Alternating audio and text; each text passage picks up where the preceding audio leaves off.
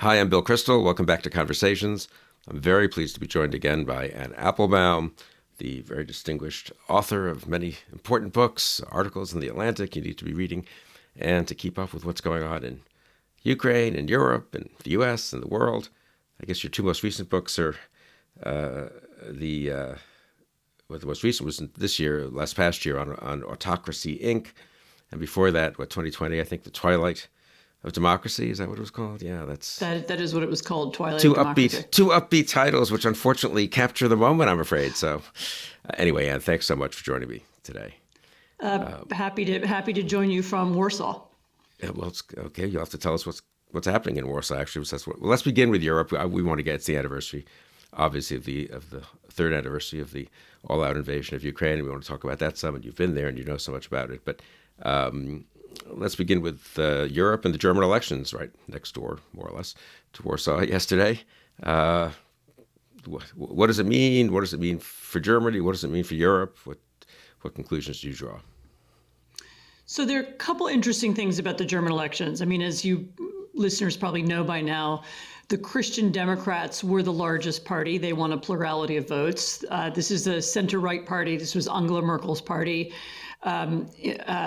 Historically, they emerged from Christians who, after the Second World War, believed that there was a more moral way to do politics. A long time ago, for a book that I wrote, 10 or so years ago, I interviewed some very old men who were part of that movement. So that just places them in history.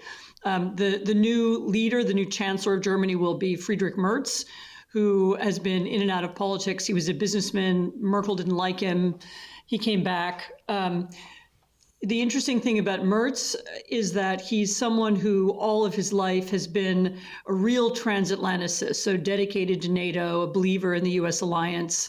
And yesterday, I believe, he was being interviewed on election day, and he said something that to me was astonishing. And he said, Germany needs to begin to think about becoming independent of the United States.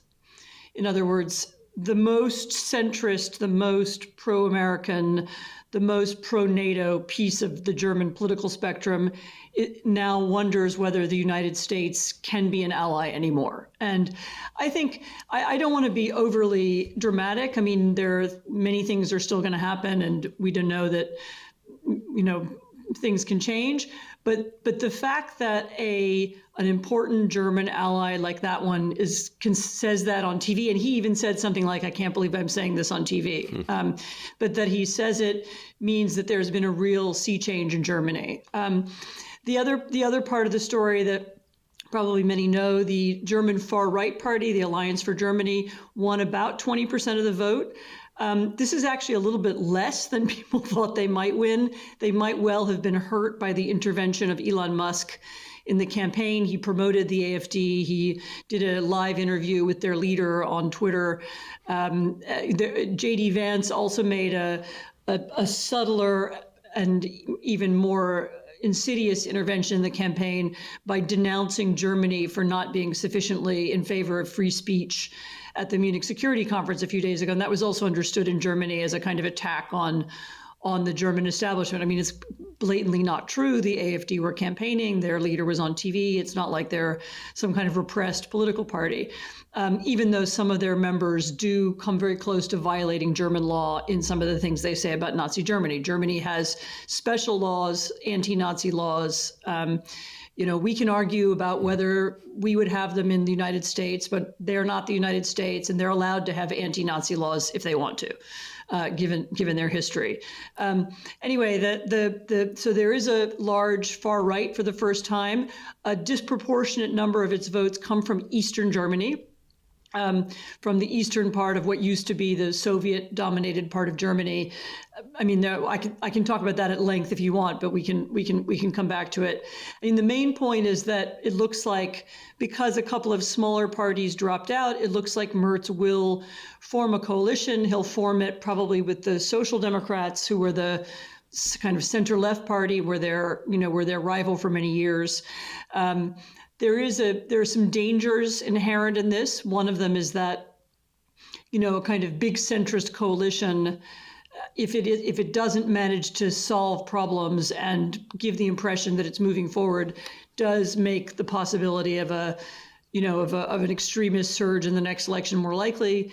The second problem is I think that the far left and far right parties together may be able to block some changes that Merz wants to make, including to Germany's law about debt. So they want to be able to borrow a lot of money to invest in defense, basically.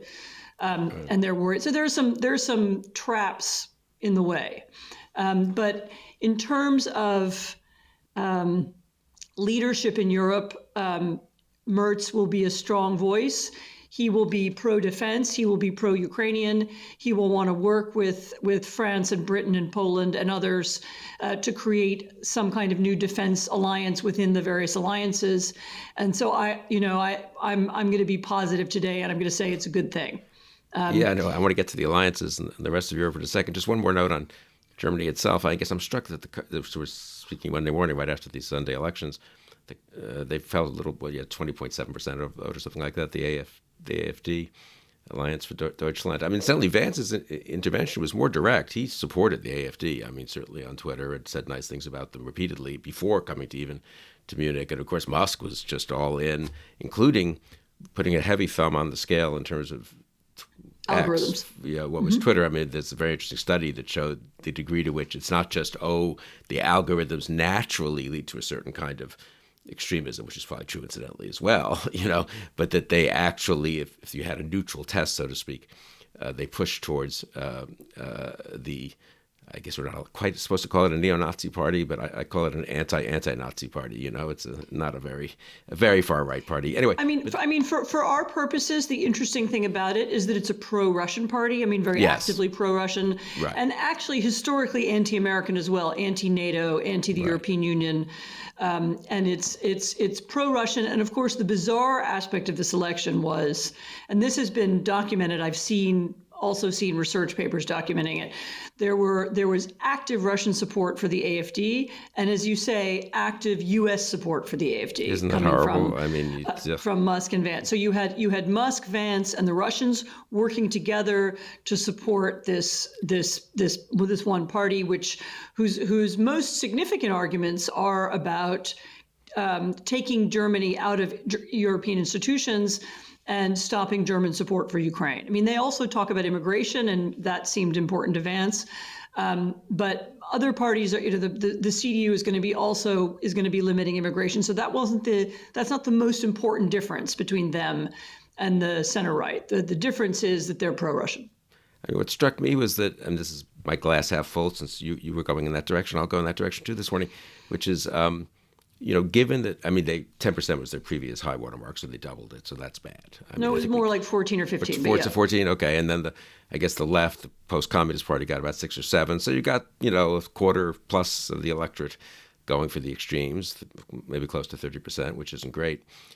But given that they were polling at 20% already at the beginning of the campaign, 6-7 weeks ago, I looked up the polls, they basically stayed where they were despite all this intervention, which does give me some cheer that the German electorate was not moved by the expenditures, the propaganda, everything that people from the outside tried to do to boost the AfD, higher than it sort of started off. So there was obviously a lot of, let's call it latent extremism there in Germany, unfortunately. To be clear, the Russian campaign in Germany is 15 years old. Yeah, fair enough. So that wasn't the recent.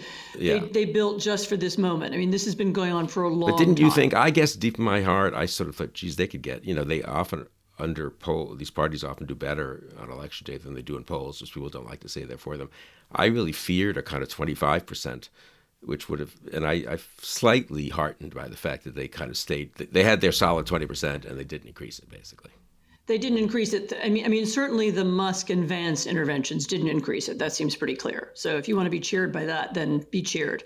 I'm going to be cheered. And I'm cheered by what you say about Merz, who, dabbled a little too much with a certain kind of nativism and all this during the campaign, and even a tiny bit in a complicated way with working with the AfD. But basically, as you say, as a pretty conventional center-right. And we'll have the similar coalition to what we've had in recent years in the Grand Coalition. So, I think he may be better, actually, because but I'm saying with them on top. But I mean, It's not like we've never had, it's, in that respect, it's the center held. You could say, I'm just to be very simple-minded, and what it didn't hold here, I would say, and hasn't, held everywhere.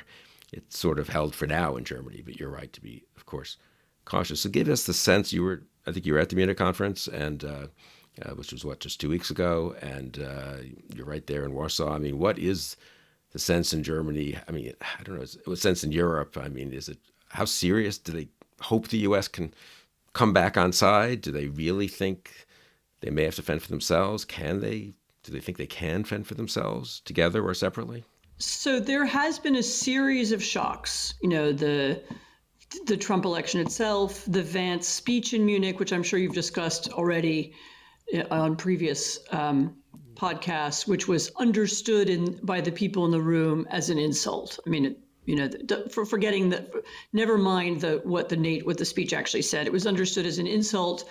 Remember who's at the Munich Security Conference? It's defense ministers, generals, security analysts. I went to an event there where people were talking about there's a big problem in the Baltic Sea of Russian ships cutting the fiber optic cables that do communication between countries, and this is a very serious sabotage problem. Almost everyone in the room is someone who thinks daily about Russian cyber attacks, Russian sabotage, the potential for Russian, military attack, Russian propaganda. So they're focused on solving a particular problem. And Vance walked into the room and basically said, I don't care about your problem. I'm going to talk about something different. And I'm going to insult you while I'm doing it. So everyone got that message. And then I also think that the last few days, Trump repeating Russian propaganda, Trump saying, Zelensky's a dictator, Russia started the war, making up statistics about how much money the U.S. has spent. Ukraine started the war, excuse me, the Ukraine started the war. It's hard for you to make war. Yourself say that. It's such an unbelievable Orwellian lie. But also making up numbers, acting as if Europe had no role in supporting Ukraine. Actually, if you total up the money, both economic and military, the Europeans have given more to Ukraine than the United States. And paid a larger price in all kinds of other ways as well. So, suddenly all of that as a package did make people like Friedrich Merz say, is the United States still our ally? And you've had some really extraordinary editorials. The Financial Times, which is not exactly like a beacon of, anti-American radicalism, ran a big editorial questioning whether the United States was a European ally or European adversary. Others have been saying the same. And it suddenly makes a whole series of things look different. And not just defense. I mean, I'll talk about defense in a second, but economic relationships, business deals. There are a lot of things that Europeans do as a kind of homage to the United States, buying certain kinds of American products or big investments, investing in American defense technology, accepting the dominance of American tech companies. All of that has taken place in the context of a world in which the US and Europe were somehow on the same page, in which we cooperated together and we weren't perceived as threats to one another. And really very suddenly, all that looks different. And I can't tell you right now exactly what the implications will be or whether it can be reversed by further actions down the line. I mean, I suspect, among other things, that Putin doesn't really want to end the war. And so I don't know exactly I still have no idea what Trump is talking about when he says the war will end this week or it'll end by May, or I'm not sure what he means. But all those things suddenly begin to look different. And that, and the conversations happen in all kinds of contexts, in boardrooms, in government offices, everyone who deals with the United States in any context is suddenly saying, wait, are all the assumptions that I've based 30 years of decisions on or 80 years of decisions on, are all those assumptions wrong? And again, maybe this is going to be reversed and maybe it's not going to be as extreme as people think, but the rapidity of the shift did take people by surprise. I mean, even though it was predictable, everyone should have seen it coming, et cetera, it's still, the last 2 weeks felt really fast. Like the US is done and they're saying so in a very clear way. And that I think it's going to have ramifications that will last for a long time. I mean, in terms of whether the Europeans can help Ukraine, I mean, the answer is yes. Again, their help has been really key so far. The missing piece is that the Europeans are part of NATO, and the leader of NATO was America, and the supreme allied commander of NATO is an American, and so all of the decision-making processes and all run through the United States. The assumption that the U.S. would lead has been part of the NATO structure. And so rethinking that structure or rethinking how Europe could act together differently outside of that structure is not something you can do in 5 minutes, to be fair to Europeans. I mean, there is something like a coalition of the willing emerging, and it certainly includes Scandinavia, the Baltic states, Poland, now Germany, UK, France, depending on their elections, Romania, and a handful of other large countries, maybe Italy, maybe Spain. They're a little farther away from the war and they don't feel it as sharply. But there's clearly a group of countries who feel directly that Russia is a threat to them economically, as I said, in cyber, in sabotage, in many other ways. And you'll see them working together. They will be making heavy defense investments. I mean, the big argument in Germany is going to be how much money can we finally borrow money. Germans have weird rules about debt. You're not allowed to have debt in Germany. That's another historical hangover. And so maybe an attempt to create a defense bank. I mean, basically, they need a lot more defense spending right now. And they don't have the ability to, I think they'll do it. You can't flip a switch how fast can it be done? Right, you can't flip the switch and have the munitions capabilities. There are also there's some elements to the war that I think people don't really understand. So let me just come back to the Europe thing. One thing just to clarify something.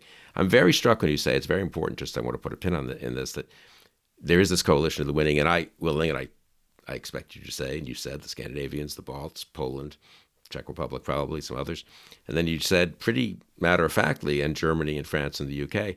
I mean, I think 3 years ago we would have said, before the war, I suppose, it's not obvious that Germany in particular would be part of a coalition of the willing against Russia. Germany had done a lot to be a major trading partner of Russia, and of course there was the energy issues and so forth. UK had sort of left Europe foolishly in 2016, left the EU, and France is always a bit of a wild card.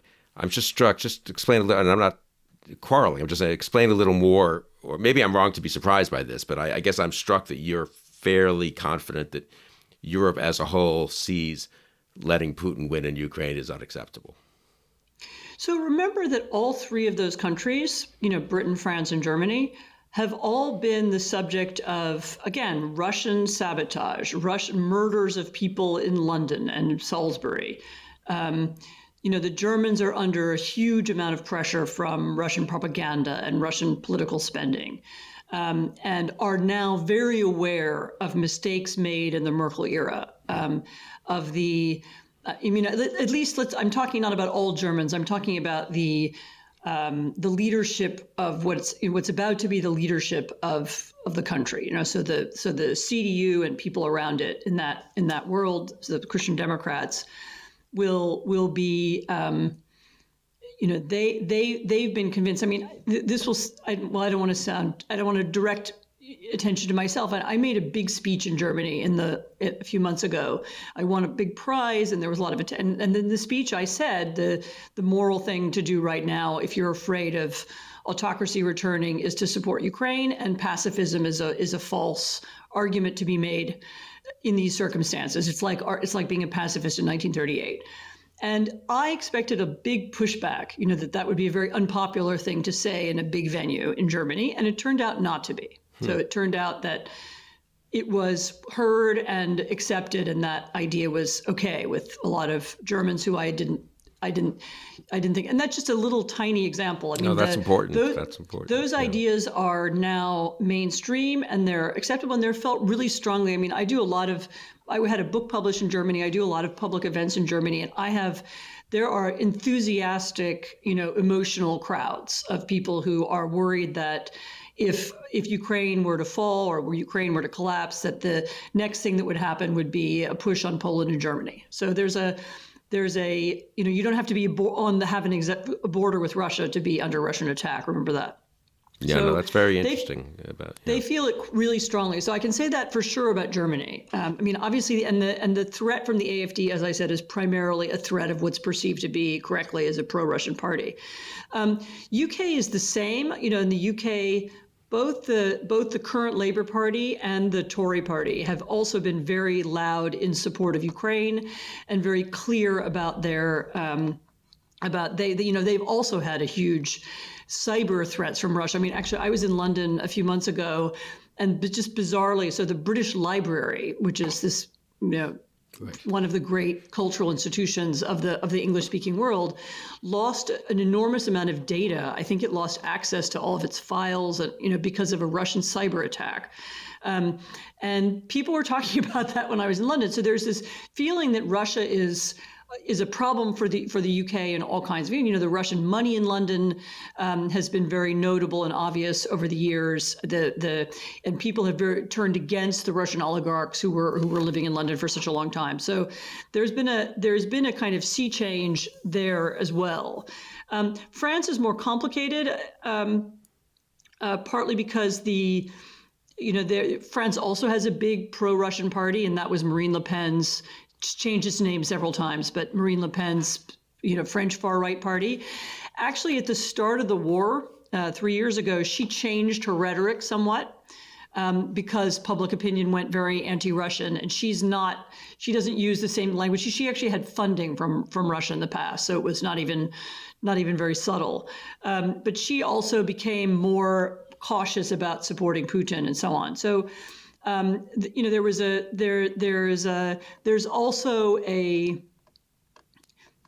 Certainly Macron remains somebody who feels burned by Putin. He tried to talk to Putin. Putin made fun of him, made him look like an idiot.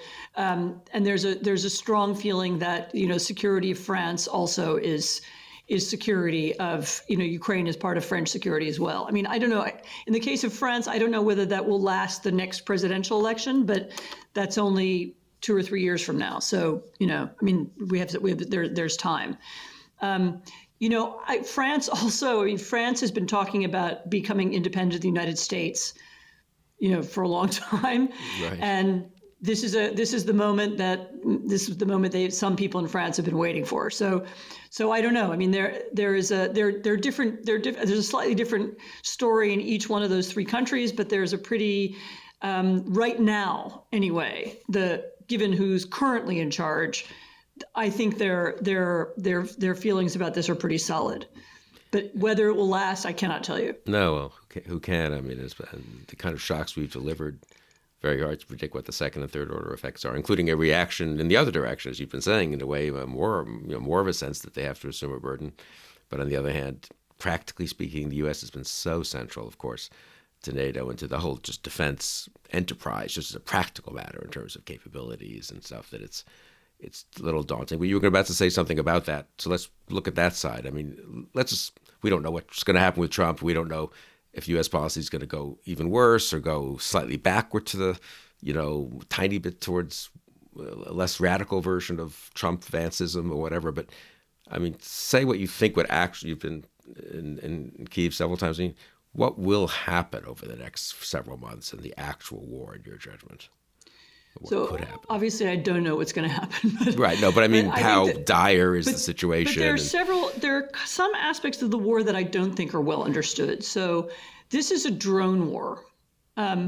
It's a war in which tanks, the big thing that, the U.S. can deliver, and there was a big argument about whether the U.S. should give them or not, a couple of years ago. Tanks are not, I won't say they're useless, but they're not as useful as we thought they would be.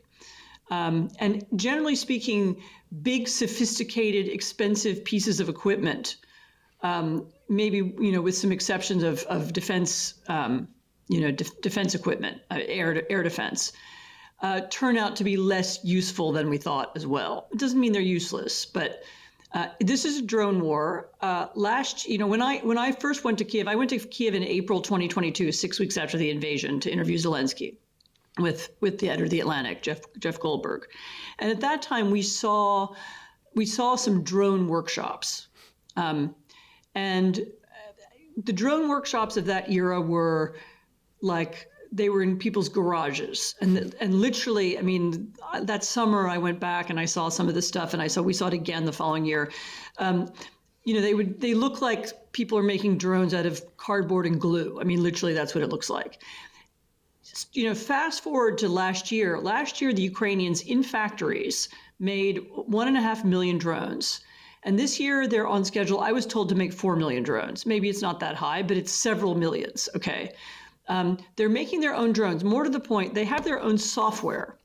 Some of it has been, they have lots of help, from the tech community in the US and Europe, but there are also Ukrainians who have been designing ways to fight the war, because no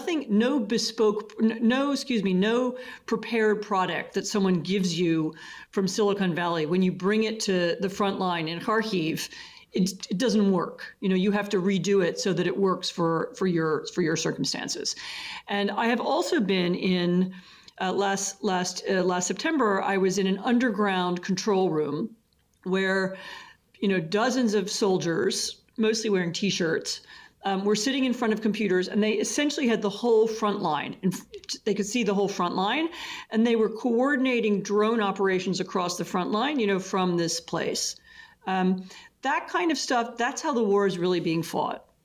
And, obviously the Ukrainians need bullets, and they need, they need the long range missiles. There's a lot of stuff they need. They need U.S. intelligence.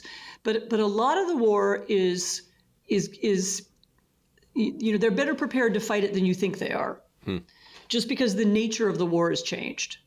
The most important things to supply Ukraine with are going to be air defense, so that they can continue pushing back against Russian air attacks. And by the way, a couple of days ago, the Russians launched one of the largest air attacks that they've launched in the entire war. It was something more than 260 different kinds of drones and missiles. And that's from somebody who'd just been, they'd just been negotiating with the Americans in Riyadh. So the Russians aren't showing any indication that they want to stop. But the Ukrainians are able to hit thousands and thousands of Russian targets every month. I've seen the lists of what they can hit.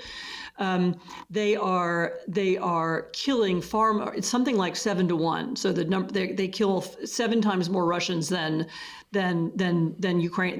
Ukrainians.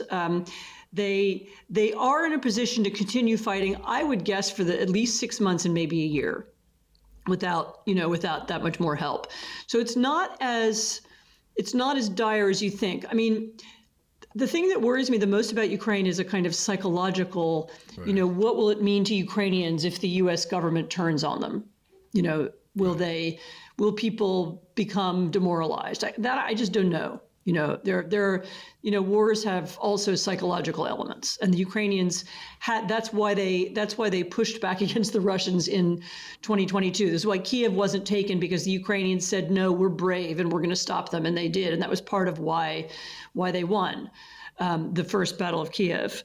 And I just don't know how the comments of Trump will affect people fighting on the ground and working on behalf of troops. So it's very hard to say. But they do have cards. They're better prepared now. They have an army that's 1 million people strong, and they have, for fighting this particular kind of war, they are not in a bad position. And so there's no feeling there that this front line is about to collapse.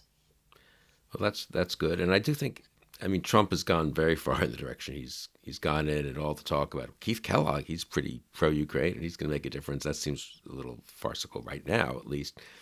But I think especially if Ukraine doesn't collapse, and if the fight slogs along unsatisfactorily but not disastrously for Ukraine, and if Putin is unreasonable and sort of won't take yes for an answer, which is quite possible since he wants to destroy Ukraine and conquer Kyiv, and not, as you've argued many times, not simply, have a little more territory. He might take that as a temporary thing, but he might not even take that as a temporary thing at this point. I wonder if in the U.S. there couldn't be more of a reaction against what Trump's doing than people think, including by the Republicans in Congress. And I'm the last person to put any hopes in them at this point. But they really, half of them did vote for aid for Ukraine less than a year ago. Are they literally going to, just because Trump Trump has been a friend of Putin's and remains a friend of Putin's, so to speak, or an ally of Putin's almost. Are they simply going to give up on that? Or it wouldn't take that many Republicans to join the Democrats to conceivably stop Trump from doing a package even. I mean, I guess I'm slightly more hopeful than some people that, I mean, generally presidents have a huge amount of power on foreign policy. Very hard to kind of override them when they're going in a certain direction. And usually, sometimes that's good, and sometimes that's bad. This time it's very bad, I think. But I don't know. So for whatever it's worth, my sense on if you could get it could snowball in a very bad direction, or the opposite could happen. If it turns out that this attempt by Trump to sort of collapse, in a sense, the fight against Putin doesn't work, you could get some others saying here, well, wait a second, we shouldn't go in this direction. Maybe I'm being too hopeful. Well, there's another, I mean, it's almost a bigger issue than that. I mean, it's not just about Ukraine. Like, do Americans want to be allied with Russia against Europe? Right. Is that how we see ourselves in the world? I don't know that all Americans have supported our foreign policy. In fact, I'm sure they haven't all supported our foreign policy over the last several decades. But to switch from one day to the next, from being a country that at least defined itself in theory as the leader of the democratic world to a country that defines itself as an ally of Russia against the democratic world, people want that? I don't think so. I mean, I don't, because that then begins to touch on Americans' self-definition. I mean, who are we? What kind of a country are we? Are we a kleptocracy and an oligarchy like the Russians?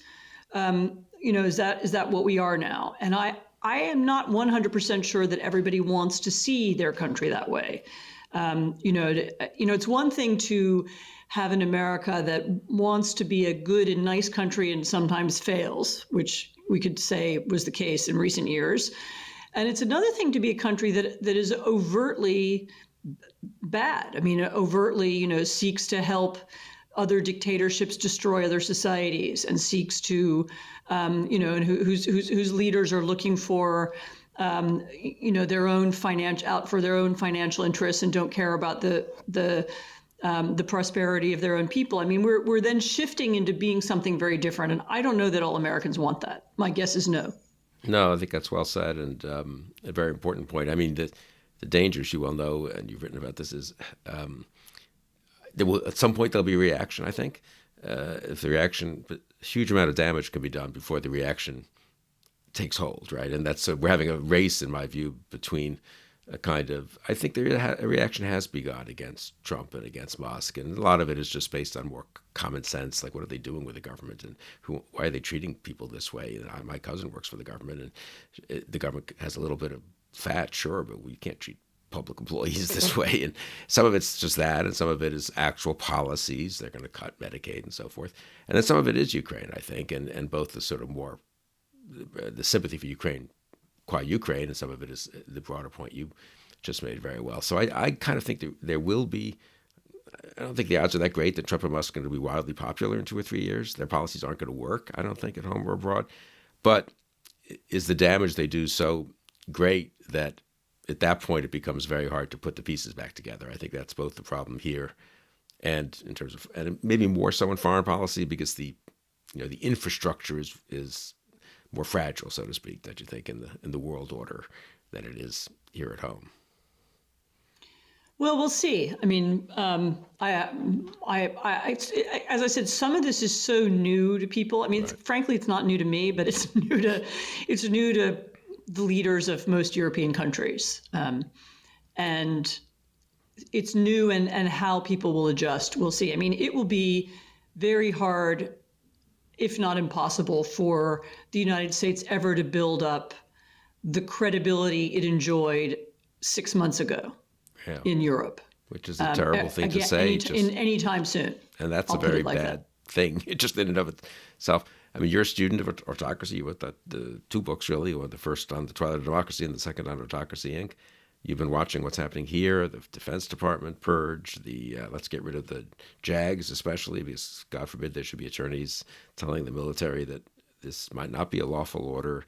FBI with Patel. I mean, has it gone faster than you expected? More radical in tone and in purpose than you expected. I rather sort of thought he might try to boil the frog slowly, but I think they've gone for the opposite kind of shock and awe strategy. So they're doing what I thought they would do, and what they said they would do. This is what Project 2025 was. It's what, all kinds of people said they wanted. It's what Russell Vought said he wanted. They are seeking to traumatize and terrorize the civil service, which, and government workers more broadly, which includes the military, in order to create not a civil service of the kind we have now, which is loyal to the Constitution and works for Democratic and Republican presidents and is promoted on the basis of meritocracy, but instead a civil service that is loyal to Trump or to Trump's cult or whatever we're calling it. And that has something I have seen that happen before. It happened in Poland actually in 2015. I mean, because it's Poland, it was less important and there was less drama and so on. And it's what happened in Hungary over a number of years. It's what happened in Venezuela. It doesn't have to be a right-wing process. It's what Hugo Chavez did. He famously fired 19,000 workers at the state oil company and therefore destroyed the state oil company. So the idea that you have to take control of state institutions and you have to make them work for you personally rather than for the people or the nation as a whole, this is something that every illiberal leader, elected and unelected, sooner or later thinks they need to do. And I did expect that Trump would do it.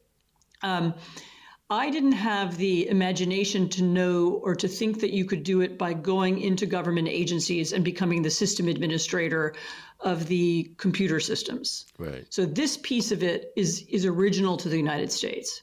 And this is something that I think Americans should know. This is more radical than anything any European far-right party has ever done. Like, there is no precedent for Musk taking his team of, teenage engineers, going into the U.S. Treasury and taking charge of the payment system. Right. And nor is there any precedent for Musk personally deciding which programs he likes and dislikes and which ones he wants to freeze. So this is not being done by any kind of process. Not only is Congress not involved, it doesn't even look to me like other members of the administration are involved. Trump seems only vaguely aware of what Musk is doing. Some of the stuff they've done, like the destruction they've wrought on USAID, which I can talk about if you want, because I've spent a lot of time talking to people from there in the last few days. But that wasn't telegraphed during the campaign. Nobody was angry that the U.S. was helping Sudanese refugees. There was no narrative against them, nor were Americans really worked up about USAID's support for independent media which is tiny amounts of money in places where there's no free media. But Musk has decided that all these things count as waste and fraud, even though these are congressionally mandated programs, and he's been saying that that's what he's doing. The fact that he's printed these lists of fraud that he supposedly found that are untrue, right. That he keeps mentioning things that he's cut which turn out to be fake. No, there were not $50,000 of condoms going to Gaza. No, there was not money being paid to Chelsea Clinton. No, there was not money that was being paid to Politico, the website. I mean, so they keep claiming to be doing things, and so all of which leads me to conclude that, as I suspected, the Department of Government Efficiency is not really interested in efficiency. What it's interested in is what you have to call regime change. It's interested in changing the civil service, politicizing it, politicizing the state. It's what political scientists call state capture, and that's the program. And I wrote this in The Atlantic, but it's also, I wrote about it in Twilight of Democracy in 2020.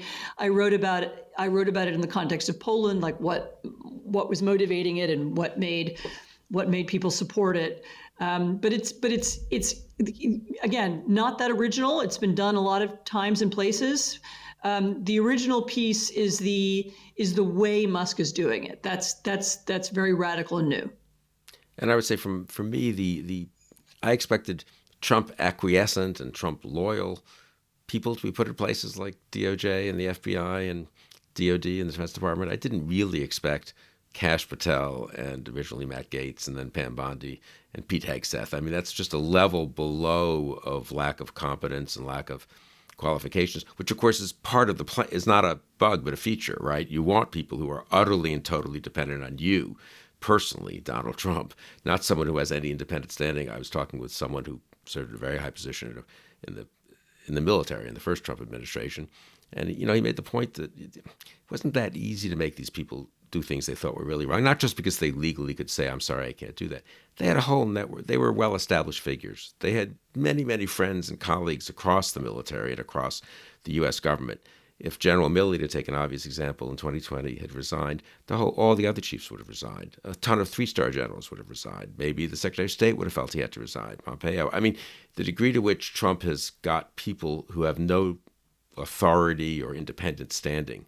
I think your own work on autocracy has emphasized that point, and it really he's gone further in that direction, I guess, than even I expected.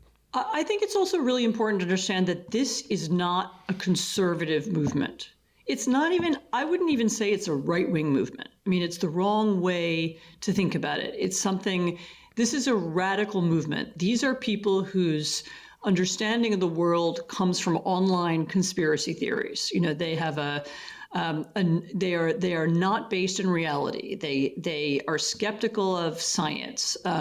They are skeptical of all existing institutions, whatever they do, whether it's the FBI or the Army.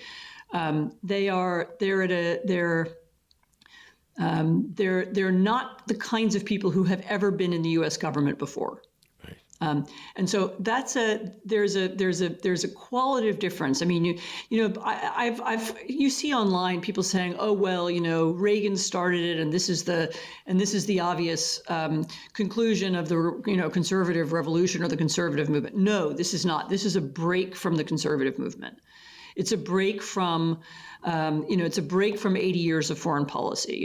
It's a break from more than 100 years of having an independent civil service. The independent civil service also has a history. It comes from the late 19th century when Theodore Roosevelt was one of the leaders of something called civil service reform. Before that, prior to that, we had a system called the spoils system, which was essentially patrimony, the patronage, rather, sorry. Whoever was in power got to hire and fire everybody, the postmasters in all the states and so on, and hire whoever he wanted. And that meant that these were people's cousins and they were people's brother-in-law, and they were, they weren't qualified. And Theodore Roosevelt started the idea that there should be a permanent civil service that has qualifications. And that developed over more than a century. And so Trump is breaking with two very important, very long-standing pieces of, bedrocks of American domestic and foreign policy. And one of them, the independent civil service, and the other is the network of alliances. And those are very radical things to do, which no previous Republican or Democratic president, however left or right wing, has done, or not since 1945. No, absolutely right. That's really well said. And also the patronage system. It's one thing to have a patronage system when you have a very small federal government and mostly you're appointing semi-qualified or unqualified people to be local postmasters, or maybe to be administering a few GI benefits for Civil War veterans. It's another, though even there it blew up, and that's why they had civil service reform. It's another thing when you're running massive Medicare, Medicaid, Social Security, NIH programs, right? I mean, the level of damage that can be done just by this, I think, is great. It's I'll let you go in a couple minutes. It's the third anniversary of the war, obviously, of the attack by Putin on Ukraine. You've covered it so closely. You've been there several times. You wrote about it this morning in the Atlantic. Say a few words about how we should, what we should be thinking about on this day. I think everyone should think back on how they felt at the time of the invasion. I was supposed to go to Kiev that week, and I didn't go because all the planes stopped flying a couple of days before the attack. And I was back in Washington, and I wound up staying all night and up all night and watching it on television. I was convinced that Kiev would fall. I was terrified for people that I know, and then, we watched it turn around, and it turned around, as I said, because of real bravery, because Ukrainians could do clever things with less weapons, because the Russian army was totally unprepared, because because Putin didn't understand that there is such a thing as a Ukrainian nation, and it did want to defend itself. And it wasn't a fake creation of the United States or whatever Putin believed. And I think back on that and think where we are now, and we now have this enormous Ukrainian army, and Ukraine has links and contacts all over the world, and allies all over the planet, and friends inside the United States and Europe. It's an amazing achievement. Let's just take a step back and think where we were and where we are. The Russians did not win. They cannot win, actually. I don't think they can win without Trump. They can't. They could not win on the battlefield.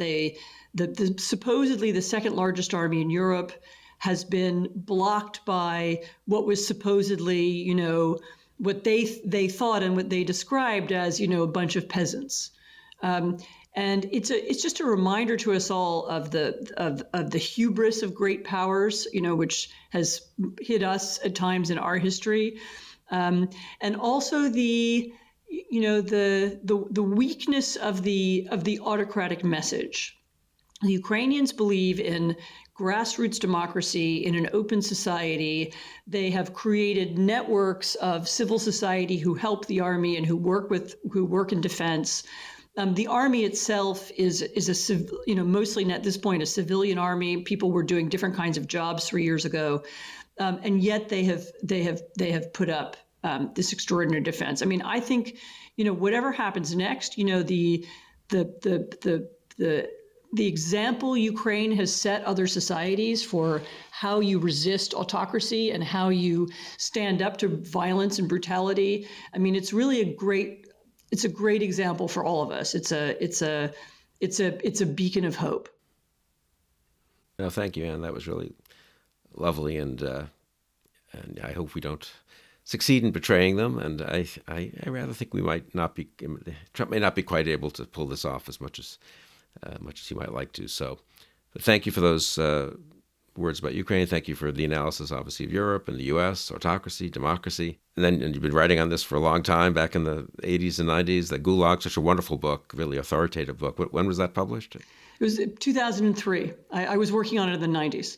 Okay, great. Well, anyway, hopefully I won't even go into whether that should be, hopefully the Gulag is part of history, and it's not as much part of history maybe as we hoped and thought when the book came out, but here we are. But thank you for everything you've been writing and doing. Thank you for joining me on Conversations. Thank you. And thank you all for joining us. If you enjoyed this video and would like to see more like it, please don't forget to like and subscribe. Your interest in this program means a lot to me. I appreciate it.